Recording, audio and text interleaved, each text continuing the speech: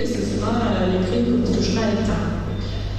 Donc en fait, ce système-là a permis de mettre une mainmise sur les agriculteurs parce que justement, en disant, bon, ben, nous, en fait, je te donne de l'argent, si tu fais du blé, si tu fais du soja, si tu fais ci, et puis on va te surveiller ça, et puis il va falloir que tu fasses des dossiers, et puis il va falloir que tu fasses ci, et puis si tu veux pas faire comme ça pendant tout, bon voilà.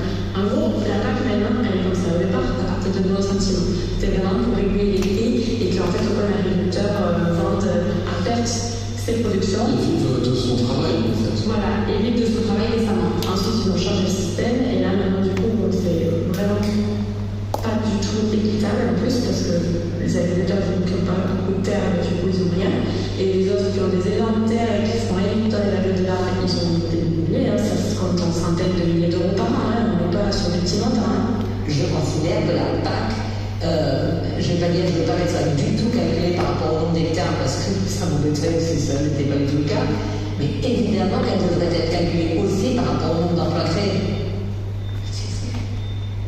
S'il s'agit de ces campagnes vides, il fallait qu'il se passe quelque chose dedans et que les gens puissent avoir un job et une vie, voilà, j'appelle vivable dans cette ferme.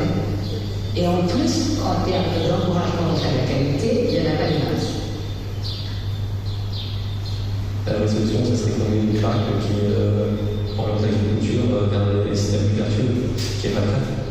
C'est 50 milliards qui sont plus en Europe par la PAC qui réellement, il y a des conditionnalités qui favorisent une transition agroécologique, ça fonctionne. En fait, tous les agriculteurs sont tellement dépendants de la PAC qu'ils ont l'habitude de changer leur mode de production en fonction de ce que la PAC leur faire. C'est leur seule ressource, c'est leur seul salut. C'est sur les qu'on touche à PAC. Donc c'est même une idée à droite ou à droite. Le problème, c'est qu'aujourd'hui, la PAC a une idée d'aller vers un système industriel. Donc on va vers un système industriel. Et aujourd'hui, je pense que dans la prise de conscience aussi du monde agricole, il y a peut-être besoin de ça, de dire, mais en fait, ils nous ont raconté ça, ils nous ont dit qu'on allait être des chefs d'entreprise. En réalité, on est des opérateurs, qui ont même un système, et que le statut de chef d'entreprise, c'est l'ubérisation des 50 ans avant l'apparition du verre. Je veux dire, c'est exactement le même procédé. C'est tu prends un travailleur, tu lui fais croire qu'il est indépendant et voilà, sauf qu'il a qu'un seul client, il a un patron, et il travaille pour il roule pour une seule entreprise. Donc quand on s'est scandalisé sur le statut des chauffeurs de scooters et des VTC à Paris, j'ai fait trouver la même chose pour l'agriculture. C'est drôle qu'on se soit scandalisé dans cette situation alors que l'agriculture est exactement cette situation.